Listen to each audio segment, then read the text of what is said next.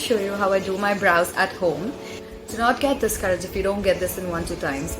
Just practice, practice, practice. Don't worry if you don't have a salon style thread. You can literally use any thread for this. So today I'm going to be using this. So the other thing that you're going to need is a spoolie, tweezers, and a pair of scissors, just to trim the upper part of your brow.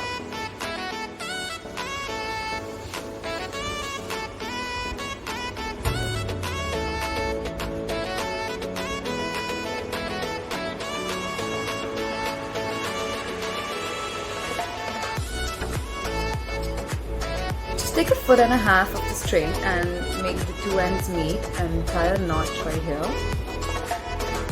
So this is what it should look like. Now take your right hand and loop this around. This is what you should get. So this will basically act like a tweezer. And now with your index finger and your thumb, you're going to do this motion